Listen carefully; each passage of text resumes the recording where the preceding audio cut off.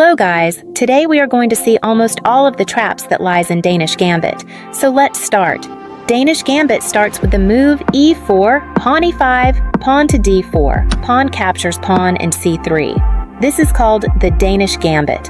Pawn captures pawn, and this is called the Danish Gambit accepted. From here, we will not capture this pawn. Instead, we will play bishop c4. Black captures the pawn, and now only we gonna capture this pawn with our bishop. From this point, black can several moves like bishop b4 check, knight f6, or move this queen anywhere on this d8 to h4 diagonal. We're gonna look at them one by one and see how dangerous is this Danish Gambit. If opponent plays knight c6, then we gonna move our knight to c3.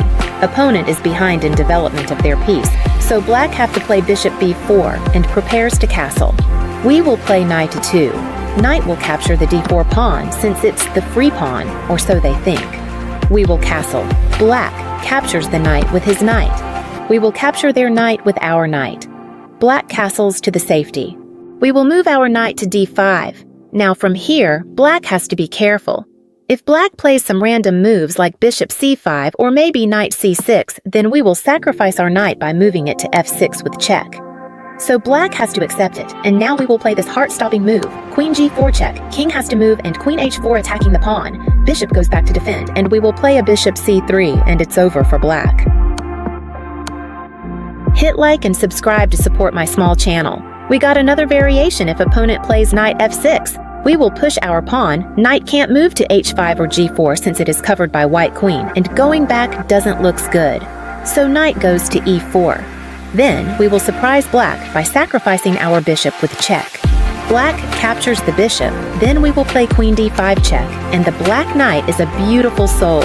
Now look at this position. We are down just one pawn, but we got a huge lead in development, and black king lost his right to castle, so it should be a comfortable game for you guys from here.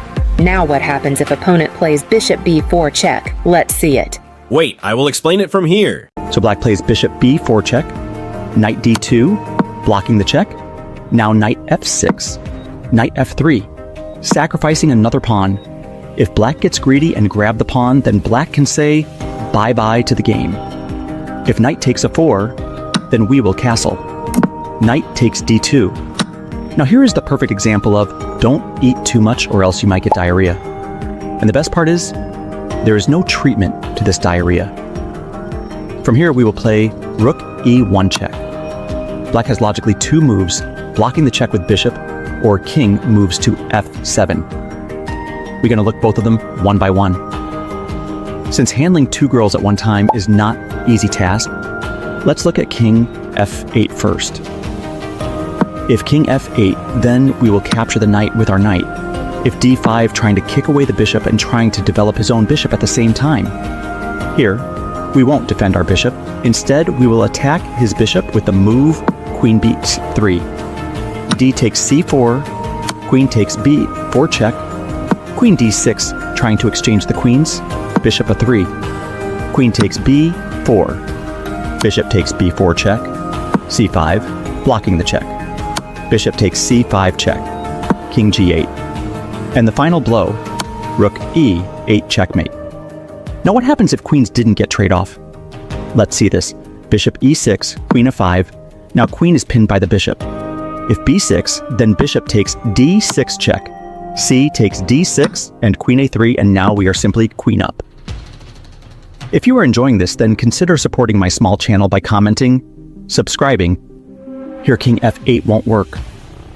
Let's look at the bishop e7 blocking the check. Then we take the bishop with rook. Now taking with the king looks ugly, so black captures back with queen. We take the knight with our queen. Now here, the threat is rook e1, pinning the queen. So black simply castle. As planned, rook e1. Black queen has just 3 squares, that is d8, d6, and c5. All other squares are covered by white pieces. E-file is covered with rook, f6 is covered by bishop, g5 and h4 is covered by knight, b4 is covered by the queen, and a 3 is covered by bishop. Let's look at all the moves one by one. Let's start with queen d8. We will play knight g5, attacking the f8 pawn d5, blocking the check, and it's the best move for white. If black ignores this threat and play a random moves like knight c6, then we will capture the ef7 pawn. Rook takes f7, queen d5, putting pressure on the rook. Queen f8, and we will slap him by sacrificing the whole queen. Taking the queen is forced, so queen takes f7, and can you see the next move? Comment down, you see mate in 1. Knight c6 won't work. What happened if black plays the best move, which is d5? If d5, we will again sacrifice our knight by taking on f7. Here, black can capture the knight with king and the rook. Let's look at them one by one. Let's look at king takes knight. If king takes knight, then queen d4 with a checkmate threat. Queen f6 is forced. Then we will play queen takes d5 with check, king g6, and bishop will capture the queen, and we are queen up. This is winning for white. Let's go back. Let's see what happened if rook takes the knight. If rook takes knight, then we will play queen takes d5 with a checkmate threat. So queen captures d5. Here we won't take back the queen immediately. Instead, we will give him a check with rook. Rook f8. Bishop captures d5 with check. Now, can you solve this puzzle? Comment down the answer and I will give a like if you give a right answer. Now we know queen d8 won't work. Let's see queen d6. If queen d does 6, then queen g5 with the checkmate threat. Queen g6 is forced. Now we will sacrifice our bishop capturing f7 with check. Rook takes f7, rook e8 check, rook f8 blocking the check, rook takes f8 check, king takes f8, queen d8 check. Here king cannot go to f7 because of this fork, so queen e8 blocking, and we're going to give him a slap in the face again with the bishop sacrifice. Note here, king can't capture the bishop because the queen hangs. So king f7, queen f6 check, king g8, bishop h6, queen f7 trying to exchange the queen d8 check, queen e8 blocking, and queen e8 checkmate. We know that queen d8 and d6 won't work. Let's look at the queen c5 move. If queen c5, then queen c3 with a checkmate threat. Now black queen have to sacrifice herself here. This pawn cannot move because of this pin. And the only way to defend the checkmate is to sacrifice the queen. It's simple as that. Now I will take over from here. As we see, there is trap in every step. We're going to look another trap if opponent moves his queen to g5, attacking this pawn. We will give him chance to capture that pawn by moving our knight to f3. Black, of course, captures it. We will move our rook to g1, queen h3, and we will slap him in the face by sacrificing our bishop.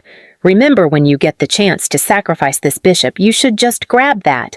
King cannot capture the bishop because of this fork. So king moves to the d8 square. Now we will dominate black by capturing the g7 pawn by our rook. Bishop cannot capture the rook because of this bishop capture, and the black rook is gone. And the threat is to capture the knight, since knight is attacked twice. Knight cannot move other square except to 7, since bishop f6 is checkmate. So knight goes to e7. Now we will give him a final blow with the move knight g5, attacking the queen, and if the queen runs away from the defense of a 6 square, then knight e6 is checkmate since this pawn is pinned by the queen. So queen has to sacrifice itself because there is no move that queen can play.